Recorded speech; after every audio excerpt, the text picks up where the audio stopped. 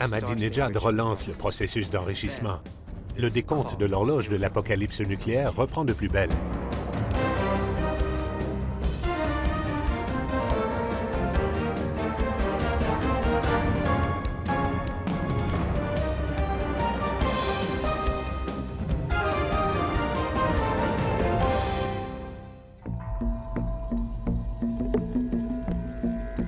Dans les années 50, les États-Unis lancent le programme Atoms for Peace.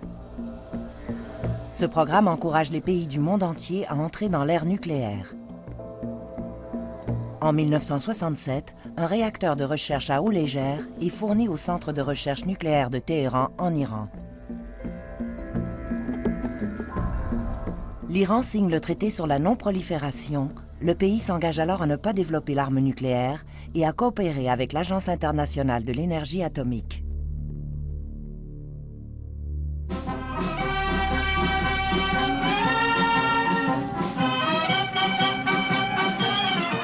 Le souverain d'Iran, le Shah Mohammad Reza Pahlavi, est un proche allié des États-Unis. Ce que j'appelle la première directive de la politique américaine était très simple. Tenir les communistes éloignés. Les tenir éloignés du gouvernement iranien, les tenir éloignés de l'industrie pétrolière iranienne et les tenir éloignés du territoire iranien. Ça a été le mot d'ordre jusqu'à la chute de l'Union soviétique.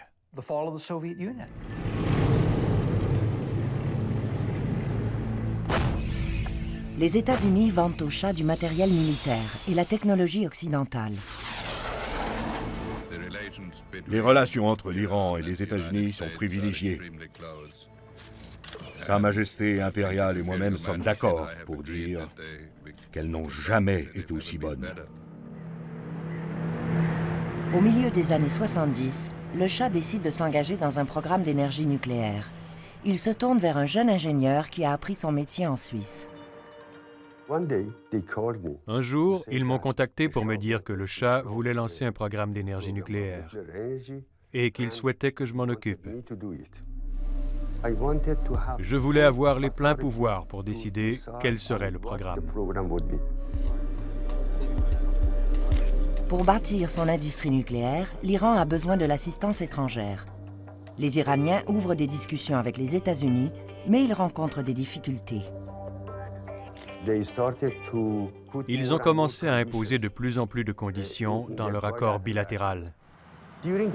À aucun moment au cours des négociations, nous avons réussi à trouver une entente.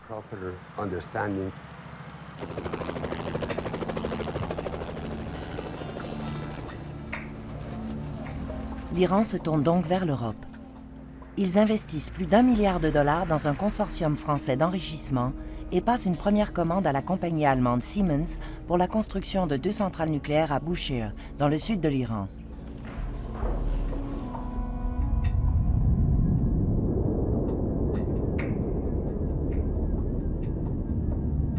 Dans les années 70, il apparaît clairement que les 2 principales puissances dans la région détiennent maintenant des armes nucléaires.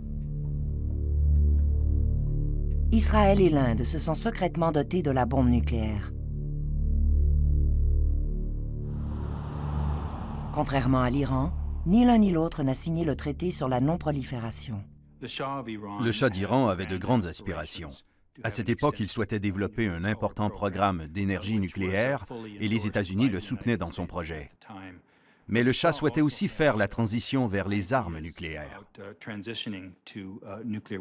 Les États-Unis ont empêché l'Iran, sous le règne du Shah, d'acquérir des technologies de retraitement du plutonium qui leur auraient permis de fabriquer un jour des armes nucléaires.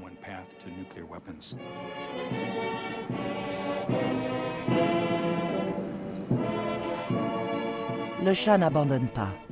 Son conseiller en chef lui donne un cours accéléré sur le nucléaire. Je suis allé le voir et je lui ai dit « Majesté, maintenant que vous comprenez tout, asseyons-nous pour en discuter. J'ai opté pour une technologie qui ne conduit pas aux armes nucléaires. Si vous souhaitez aller plus loin, s'il vous plaît, dites-le moi. » Il m'a répondu « Nous détenons la suprématie du pouvoir dans la région, nous n'avons pas besoin des armes nucléaires. » Je lui ai dit « Parfait, Majesté, mais supposons que dans 20 ans, la situation ait changé. Les armes nucléaires seraient-elles une des options? » Il a réfléchi et m'a répondu « Pourquoi pas? » À compter de ce jour, j'ai décidé d'opter pour toutes les technologies, sans exception. Je voulais être prêt à fournir l'arme nucléaire si le gouvernement le demandait. Point final.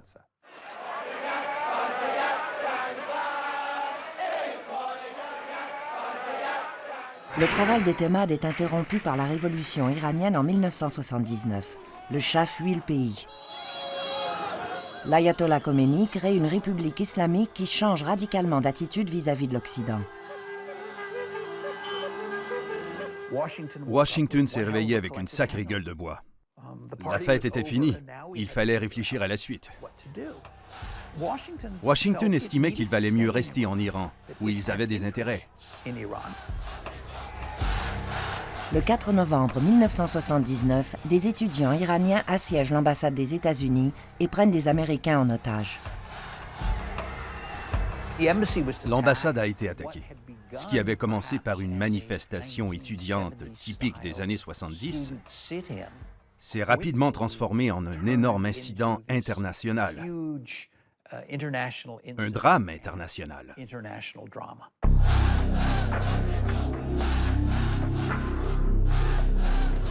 John Lindbergh et ses collègues américains seront retenus en otage 444 jours. Quand ils sont relâchés, les États-Unis et l'Iran n'ont plus aucune relation diplomatique. L'expérience avait été très humiliante pour les Américains. Les images étaient diffusées à la télé tous les soirs. On voyait les diplomates américains à Téhéran retenus en otage. C'était devenu très difficile pour les gouvernements américains par la suite d'essayer de créer des ouvertures à un régime à Téhéran qui avait pris ses diplomates en otage et scandé « Mort à l'Amérique » durant des semaines.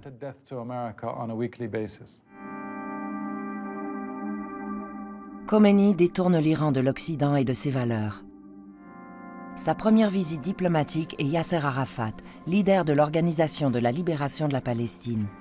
L'Occident craint de plus en plus qu'il cherche à exporter la révolution islamique. Il interrompt aussi le projet nucléaire du Shah, y compris la construction de la centrale nucléaire à Bushehr. Les révolutionnaires, après la Révolution, ont décidé de réduire tous les projets militaires et nucléaires du Shah. Ils ne voulaient pas militariser l'Iran, ni la nucléariser. Saddam Hussein choisit ce moment pour envahir le pays. L'attaque surprise de l'Irak prend les Iraniens de court. L'Occident soutient l'Irak. Il ne faisait aucun doute qu'après la libération des otages et la fin de la crise, il y avait une rupture totale des relations américaines avec l'Iran. Au cours de cette période, l'inquiétude au sujet de l'Iran concernant son radicalisme et même sa façon de traiter son propre peuple grandissait. Tout était prétexte à diaboliser l'Iran aux yeux des Américains, et ça ne s'est pas arrangé avec le temps, bien au contraire. La principale préoccupation, particulièrement au sein du gouvernement Reagan, c'était que l'Iran ne soit non seulement de plus en plus hostile, mais aussi expansionniste.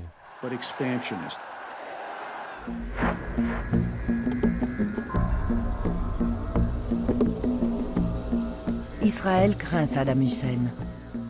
Sa puissance militaire, dont il a fait preuve lors de son audacieuse attaque contre l'Iran, est une menace directe envers Tel Aviv. L'Irak embarque aussi dans un programme nucléaire en construisant un réacteur à Osirak. La principale préoccupation était que Saddam Hussein, qui appelait à la destruction et à la suppression de l'État d'Israël, détienne la bombe nucléaire. C'était donc une préoccupation stratégique. Nous savions que nous allions devoir lancer la mission avant que le réacteur nucléaire soit mis en marche.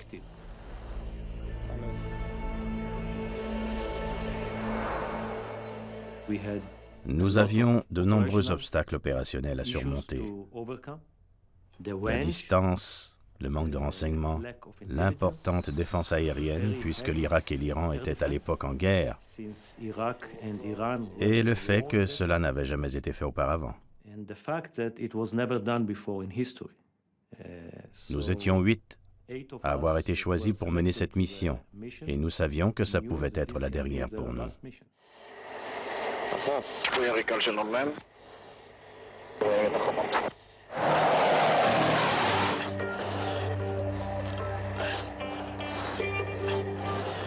En 1981, les avions de combat F-16 israéliens attaquent avec succès le réacteur d'Osirak.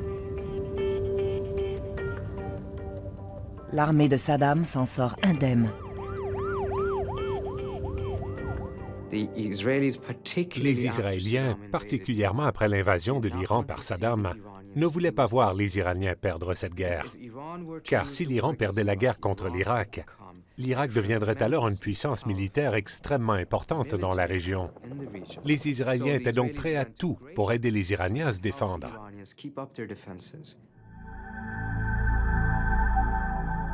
Israël est consterné par le manque de communication entre les Iraniens et les Américains. Je me souviens avoir rencontré à plusieurs occasions le ministre de la Défense Rabin à Tel Aviv, au moins une fois par semaine quand j'étais là-bas. Il me faisait toujours part en privé, quand nous étions seuls, de sa préoccupation que nous ne trouvions pas un moyen de discuter avec les Iraniens. Les Iraniens, via Israël, parviennent à une entente secrète avec le président Reagan. Les États-Unis acceptent de vendre des armes à l'Iran qui, en échange, s'engage à aider à la libération des otages américains au Liban. Les États-Unis utilisent l'argent iranien pour financer une rébellion au Nicaragua. Mais rien ne se déroule comme prévu. Les Iraniens avaient le sentiment de ne pas avoir reçu les armes qu'on leur avait promises. Ils estimaient avoir reçu des armes désuètes et obsolètes, alors bien sûr, les otages américains n'ont pas été libérés. Au bout du compte, il n'y avait eu aucune amélioration, aucun changement dans la relation. Ronald Reagan est à un cheveu de perdre la présidence. Les deux camps ont eu l'impression d'avoir été dupés. Selon moi, l'affaire Iran-Contra a eu un énorme impact sur la psyché américaine. Depuis cette affaire, on a le sentiment que toute négociation, tout accord avec l'Iran comporte un risque politique important. C'est à ce moment-là que l'Iran a pris un chemin détourné. Ils sont allés sur le marché noir où ils ont trouvé un fournisseur tout à fait disposé à les aider.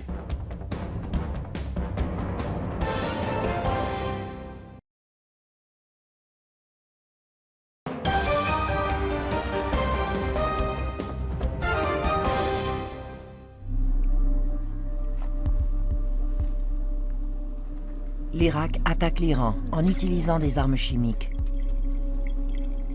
Plus de 1800 tonnes de gaz moutarde sont larguées.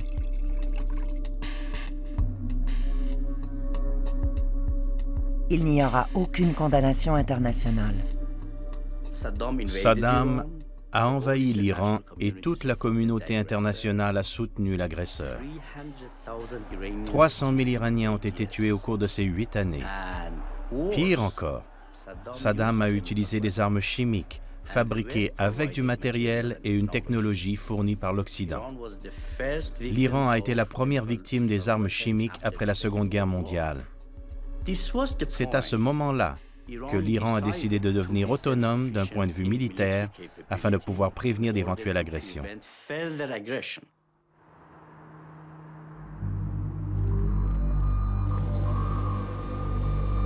Après la guerre, l'Iran relance son industrie nucléaire. L'Irak a partiellement détruit la centrale nucléaire de Bushehr. L'Iran demande alors aux Russes de reconstruire la centrale de Bushehr. Les Iraniens se disent que si Israël, l'Inde, le Pakistan, la Corée du Nord et d'autres encore avaient le droit de posséder une centrale nucléaire, pourquoi pas l'Iran? Nous avons demandé aux compagnies chinoises et américaines, et ce sont les Russes qui ont accepté. Pour les Russes, c'est un cadeau du ciel. Depuis l'accident à Tchernobyl, leur industrie nucléaire vivote. Cette participation russe inquiète les États-Unis. À l'époque, nous pensions que l'Iran ne devait sous aucun prétexte avoir un programme nucléaire. Nous n'étions pas en position de pouvoir stopper un programme nucléaire civil et légitime en Iran. Mais nous devions faire tout ce qui était en notre pouvoir pour que les Iraniens n'aient pas accès aux technologies dites sensibles, c'est-à-dire l'enrichissement et le retraitement. La pression était forte parce que la plupart des projets bilatéraux, comme les projets russo-américains dans les années 90, même au début des années 2000, étaient vus à travers le prisme de la coopération nucléaire irano-russe. Le but était de rendre ce projet le plus compliqué possible pour que la Russie décide de l'annuler. Les Russes étaient persuadés que notre seul intérêt était d'isoler l'Iran, de l'empêcher de faire quoi que ce soit. Eux, de leur côté, avaient un intérêt énorme à faire de l'argent, surtout sous la présidence de M. Yeltsin, qui était une époque difficile. La reconstruction de la centrale de Bushehr sous cette pression politique croissante prendra 20 ans. Dans le cadre initial de coopération, l'intérêt du ministère russe de l'énergie nucléaire pour l'Iran allait bien au-delà de Bushehr. L'intérêt portait sur l'exploration de l'uranium, la construction d'un réacteur de recherche nucléaire, la formation de spécialistes, l'enrichissement par centrifugation. Selon moi, certains projets tels que celui de l'enrichissement ont été annulés au plus haut niveau politique par le président Yeltsin.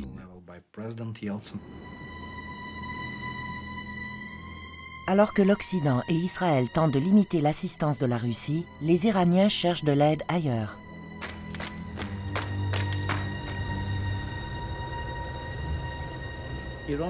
L'Iran voulait devenir autonome et l'Occident ne souhaitait aucunement coopérer avec l'Iran. Nous avions un contrat d'enrichissement de combustible nucléaire avec la France et la France l'a annulé. Si le contrat avec Paris avait été respecté, l'Iran n'aurait jamais eu l'intention de développer des activités d'enrichissement sur son territoire.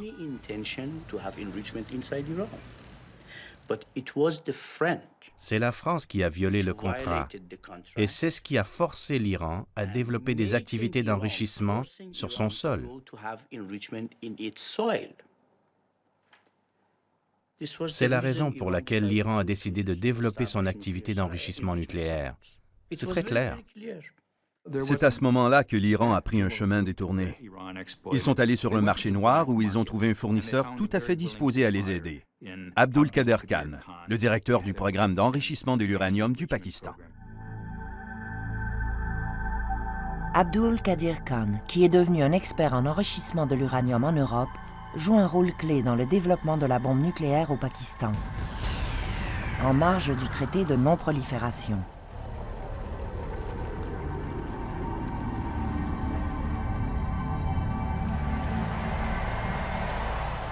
Khan devient un héros national.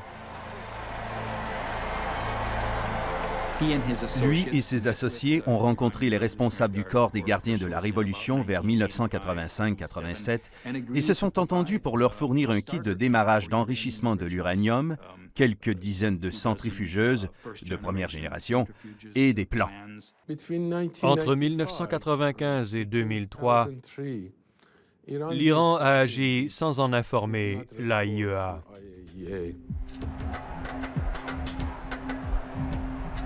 L'étendue du programme nucléaire iranien est dissimulée à la communauté internationale.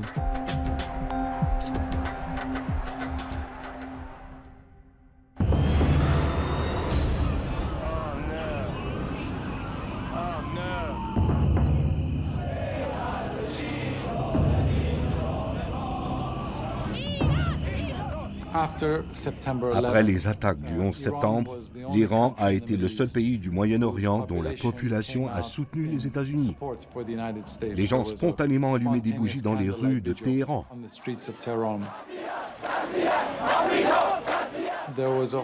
Il y avait espoir que soudainement, après 2 décennies d'hostilité entre les États-Unis et l'Iran, il y ait convergence d'intérêts parce que l'Iran était un grand adversaire des talibans en Afghanistan.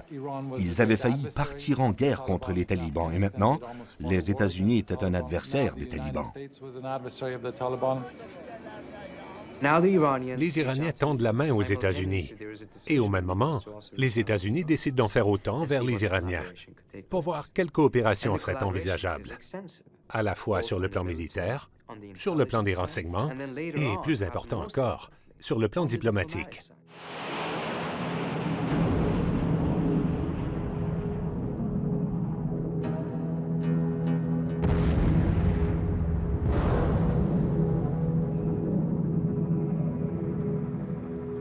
Le gouvernement taliban est vaincu et une conférence internationale est organisée pour décider de l'avenir de l'Afghanistan.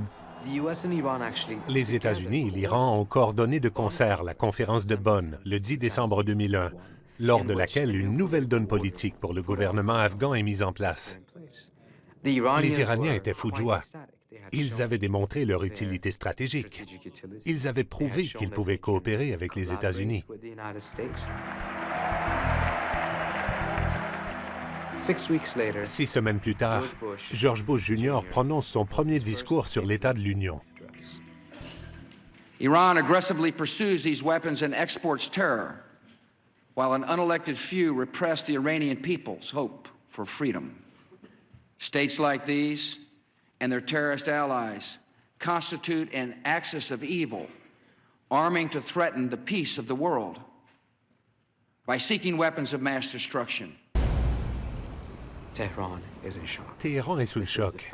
C'est la première réponse immédiate à la coopération fructueuse entre les États-Unis et l'Iran en Afghanistan.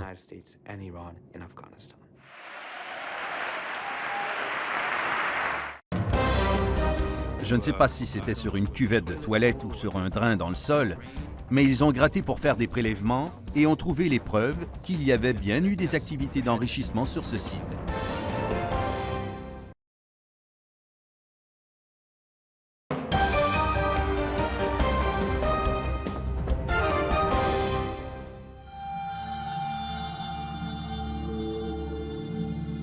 En août 2002, un groupe d'opposition iranien, le Moudjahidine-e-Khalq, révèle au grand jour le programme nucléaire secret de l'Iran.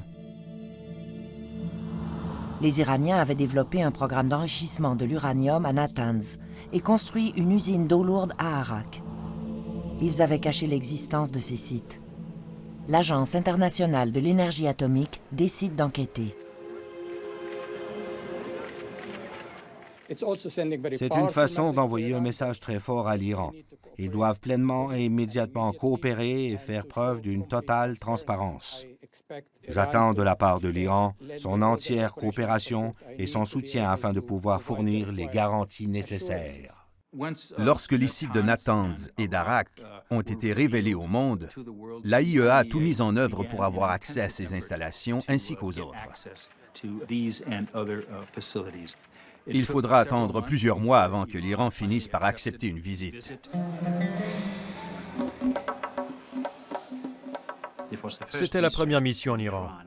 Nous avons demandé à visiter le site de Kayal Electric, qui était le lieu principal du processus de recherche et de développement de la centrifugeuse iranienne. Nous avons dû attendre longtemps qu'ils en discutent, puis un matin, ils nous ont enfin donné l'autorisation d'y aller. Peu après avoir quitté l'hôtel, j'ai compris que nous n'allions pas dans la bonne direction. Ils nous conduisaient au siège social de Kayal Electric, et non sur le site, comme nous l'avions demandé. Quand on le leur a fait remarquer, ils nous ont dit « C'est une compagnie privée. Nous n'avons aucune autorité pour vous conduire sur le site. Nous sommes désolés. » Quelques semaines plus tard, on a découvert que cette compagnie privée appartenait en fait à l'Organisation de l'énergie atomique. Les inspecteurs ont alors pu enfin visiter le site. Tout avait été repeint. Ils craignaient probablement que l'on trouve des particules d'uranium dans les échantillons prélevés dans l'environnement. Alors ils avaient tout repeint. Toute trace de l'activité d'enrichissement avait été éliminée. Du moins, c'est ce que pensaient les Iraniens, mais les inspecteurs étaient malins. Je ne sais pas si c'était sur une cuvette de toilette ou sur un drain dans le sol, mais ils ont gratté pour faire des prélèvements et ont trouvé les preuves qu'il y avait bien eu des activités d'enrichissement sur ce site. Le mensonge de l'Iran était dévoilé.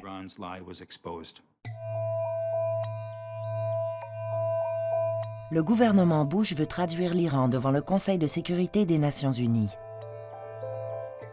Les Britanniques, les Français et les Allemands, qui avaient été divisés sur la question d'une intervention militaire en Irak, préfèrent la voie diplomatique. Joschka Fischer, Dominique de Villepin et moi-même avons envoyé une lettre officielle dans laquelle nous avions écrit « Nous souhaitons nous engager dans un processus avec vous pour résoudre ces problèmes ». Ce qui a donné lieu à une réunion de négociation mouvementée à Téhéran, fin octobre 2003. À la fin de cette réunion, nous avions la promesse des Iraniens de signer et appliquer le protocole additionnel au traité de non-prolifération. Cet accord était important parce qu'il conférait des pouvoirs plus larges de divulgation et d'inspection à l'AIEA. Les Iraniens acceptaient aussi de suspendre leur programme d'enrichissement de l'uranium. Nous avons accepté la suspension du programme d'enrichissement, l'application de ce protocole additionnel, la mise en place de réglementations supplémentaires, le droit d'accès à l'AIEA, même aux sites militaires.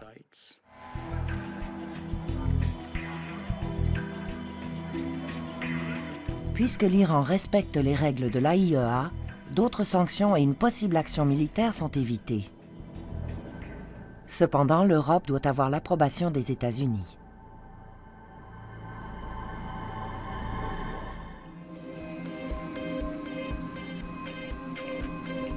Les États-Unis acceptent finalement de participer aux négociations avec l'Iran. Le président Bush et la secrétaire d'État Rice ont accepté que les États-Unis, pour la toute première fois, soutiennent les efforts de négociation de l'Union européenne. Quand j'ai pris mes fonctions de sous-secrétaire d'État, le lendemain de mon assermentation, Condi Rice m'a dit « Je te confie le dossier de l'Iran ». Je lui ai dit « Condi, je ne suis pas un expert de l'Iran ». Elle m'a répondu « Je te confie le dossier de l'Iran parce que tu connais les Européens ». Puisqu'il n'est pas un expert de l'Iran, Burns cherche de l'aide dans son entourage. Nous n'avions aucun moyen de suivre les événements en Iran. Nous n'avions jamais eu de discussion approfondie avec eux sur aucun sujet depuis 1980, et ce, jusqu'en 2012. 32 ans plus tard, c'est le seul pays dans le monde où aucune entreprise américaine n'est présente, où il n'y a aucun ressortissant américain, aucun correspondant américain. C'est le pays dans le monde où nous sommes le plus absents.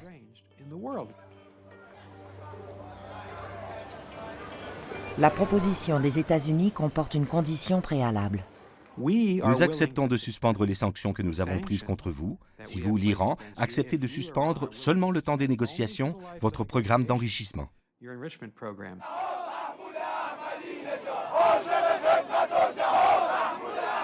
Au même moment, l'Iran élit un nouveau président, Mahmoud Ahmadinejad.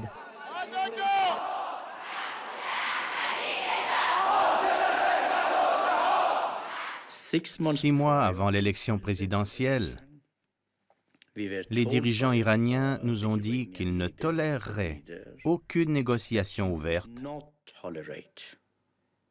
et que si le groupe de travail ne trouvait pas d'entente après 3 mois, il relancerait le programme d'enrichissement. Les négociations sont interrompues.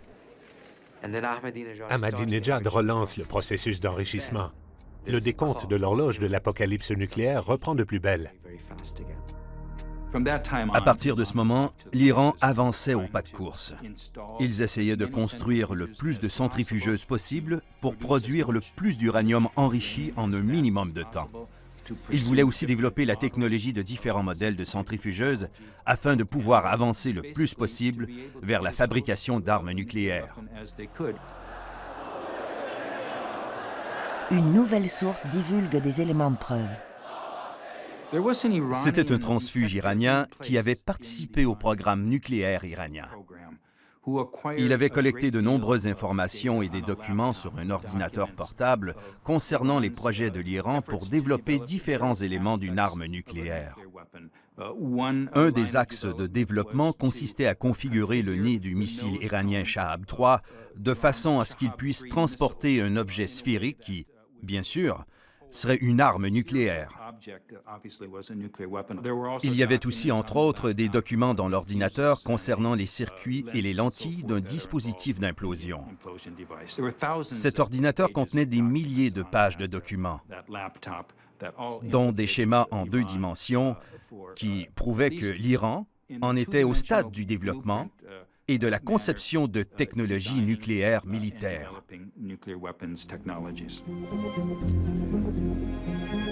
Le président Mahmoud Ahmadinejad réussit à attiser encore plus la colère de l'Occident avec ses remarques sur l'État d'Israël et l'Holocauste.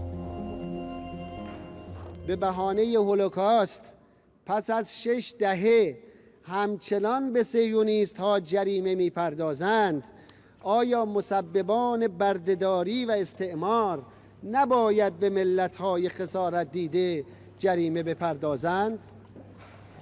اگر خسارت Ahmadinejad a adopté une position extrême. Il a d'une certaine manière suscité de nombreuses craintes dans le monde, parce qu'il appelait de nouveau à la destruction de l'État d'Israël et niait l'Holocauste. Tout le monde se dit que la situation est dangereuse. Dans un contexte de politique intérieure américaine, un pays peut appeler à la disparition d'Israël, un pays peut enrichir de l'uranium, mais il ne peut pas faire les deux en même temps. À mon avis, la principale source de tension entre les États-Unis et l'Iran, ce ne sont pas les ambitions nucléaires de l'Iran, mais la belligérance de l'Iran envers Israël. La tension grimpe. La communauté internationale est impatiente de reprendre les négociations. On essayait de pousser les Iraniens vers une position qu'ils avaient abandonnée. Pas d'enrichissement. Les négociations s'annonçaient ardues. Nous avons dit publiquement aux Iraniens, si vous refusez de négocier, la Russie, la Chine, l'Europe et les États-Unis n'auront pas d'autre choix que de vous imposer des sanctions, parce que nous ne pouvons pas vous laisser poursuivre votre programme d'enrichissement à la centrale de Natanz. Nous ne pouvons pas continuer de lire tous ces rapports de l'AIEA qui décrivent vos progrès. C'en est assez. Si vous acceptez de nous rencontrer dans un esprit de bonne foi, alors il y aura coopération. Si vous continuez à brouiller les pistes, ce qu'ils avaient fait en 2006-2007, nous ne serons pas naïfs. Nous prendrons des sanctions, cela augmentera la pression et vous compliquera la situation. Le Conseil de sécurité des Nations Unies a adopté des résolutions de sanctions sous l'égide du chapitre 7 de sa charte. Au cours des 2 dernières années, 5 scientifiques ont été assassinés. Ils avaient tous un lien avec l'industrie nucléaire.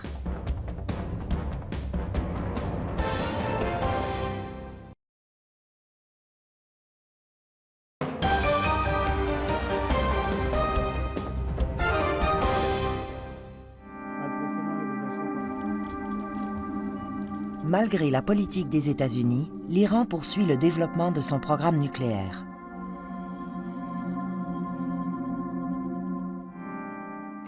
Leur programme nucléaire, qui comptait moins de 50 centrifugeuses quand Bush est arrivé au pouvoir, en comptait dorénavant 8000. Et les Iraniens s'étaient constitués des réserves d'uranium faiblement enrichies. Quoi que l'on pense de cette idéologie, le bilan était clair. La politique américaine n'avait pas empêché l'ascension de l'Iran dans la région, et elle n'avait pas empêché l'Iran de se doter de l'arme nucléaire.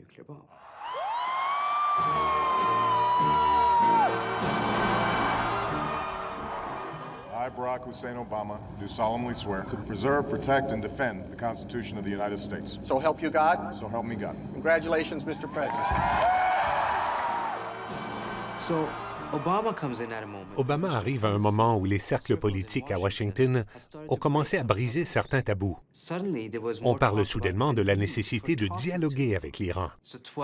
12 minutes après avoir prêté serment, Obama s'adresse à l'Iran.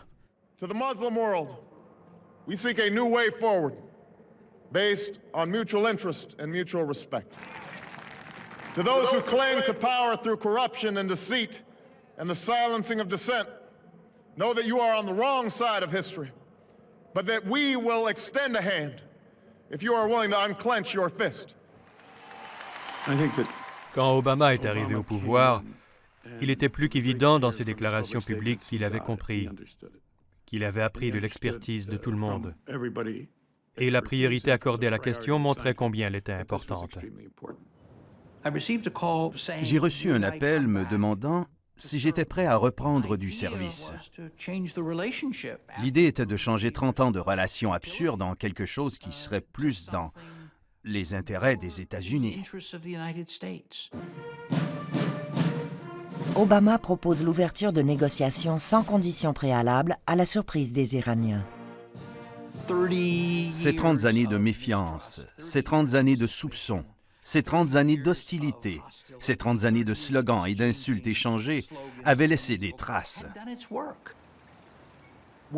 Quand quelqu'un change de position en disant « nous voulons une relation différente basée sur le respect mutuel », la première réaction est de se demander pourquoi.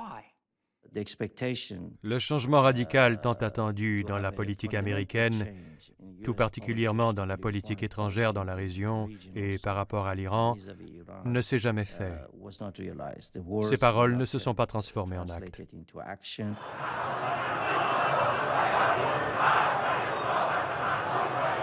En juin 2009, Ahmadinejad est réélu. Des manifestations éclatent dans les rues de Téhéran suite à des scrutins controversés. Rien, selon moi, n'a plus nui à la manœuvrabilité d'Obama, à l'espace politique, à la confiance morale en la diplomatie, que les images de manifestants pacifiques dans les rues de Téhéran qui étaient passés à tabac, simplement parce qu'ils demandaient à ce que leur vote soit comptabilisé. Le président Obama révèle l'existence d'une nouvelle installation d'enrichissement de combustible à Fordow, près de Qom. The Islamic Republic of Iran has been building a covert uranium enrichment facility near Qom for several years. Earlier this week, the Iranian government presented a letter to the IAEA that made reference to a new enrichment facility, years after they had started its construction. Les conséquences de cette installation à Fordow ont été très négatives pour l'Iran et très négatives dans ce processus pour mettre fin à cette crise. C'était une autre mauvaise surprise pour la Russie. Ils pensaient avoir une relation privilégiée avec l'Iran alors que les Iraniens construisaient secrètement une autre installation d'enrichissement de l'uranium en l'ayant cachée aux Russes. Cela a profondément agacé Medvedev à tel point que les Russes étaient prêts à imposer des sanctions plus sévères.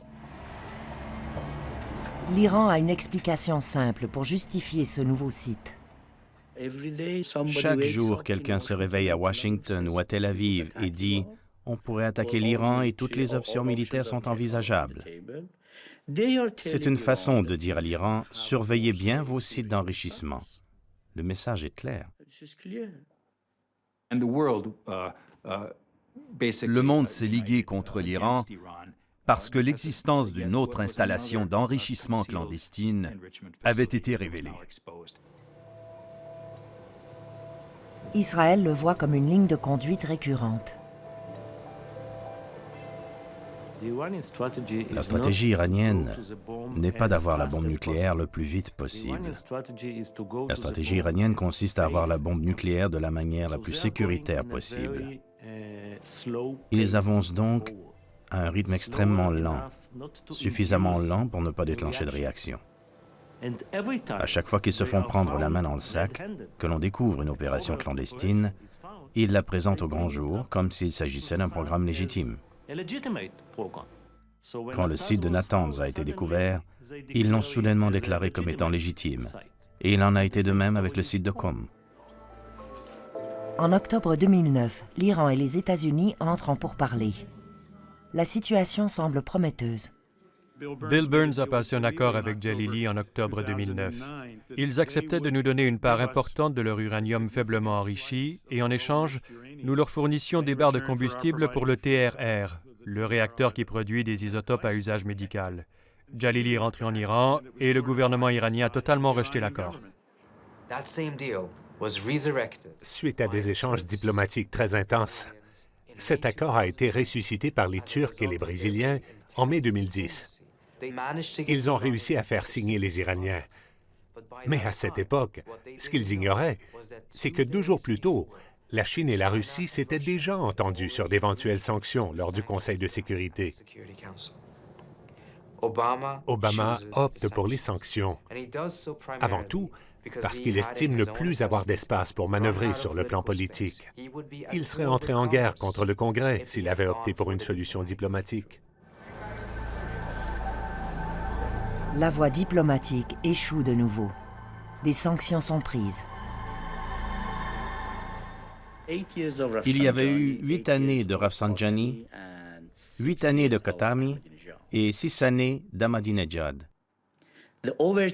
L'Iran a montré des signes d'ouverture. L'Iran a accepté de prolonger le traité de non-prolifération à 25 ans.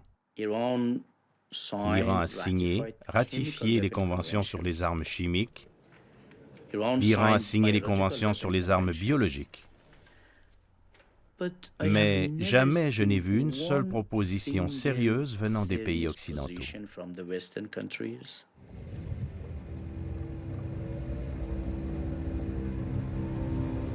En 2011, une nouvelle tactique est mise en place.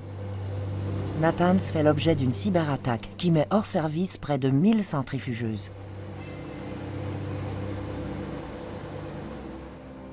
Au cours des 2 dernières années, 5 scientifiques ont été assassinés. Ils avaient tous un lien avec l'industrie nucléaire.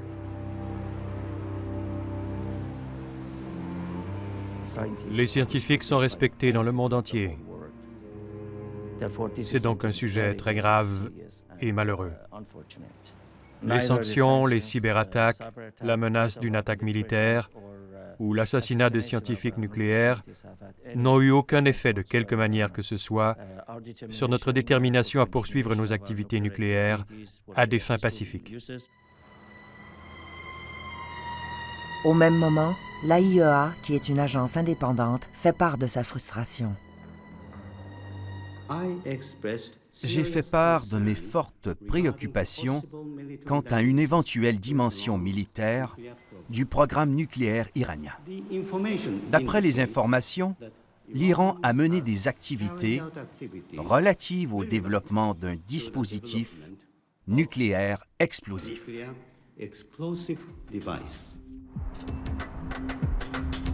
Au cours des 33 dernières années, les relations avec l'Occident ont été tendues. Aujourd'hui, la politique nucléaire est devenue un enjeu déterminant. Les sanctions draconiennes qui ont été imposées affectent les vies des citoyens iraniens ordinaires. La menace d'une action militaire a été brandie. À ce jour, le conflit n'a toujours pas été réglé. Au contraire, la situation n'a fait que générer de la défiance et des discours agressifs. Dans cette ambiance de politique de la corde raide, que va-t-il se passer? Les Européens ainsi que le Congrès américain demandent des sanctions encore plus sévères de la part de la Banque centrale et de l'industrie pétrolière. Selon moi, pour la première fois, les Iraniens prêtent attention, ce qui laisse espérer un changement d'attitude de leur part. L'Iran finira-t-elle par accepter de négocier? Si ce n'est pas le cas et que le pays poursuit son programme d'enrichissement nucléaire, le monde va-t-il croire que les sanctions et la diplomatie ne sont plus possibles? Le monde va-t-il se tourner vers une solution militaire?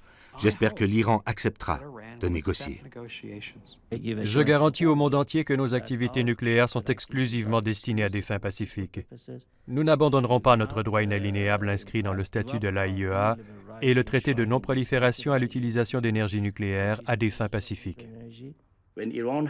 Quand l'Iran aura 10 000 centrifugeuses, je crois qu'ils seront forcés d'accepter le droit pour l'Iran de procéder à des activités d'enrichissement.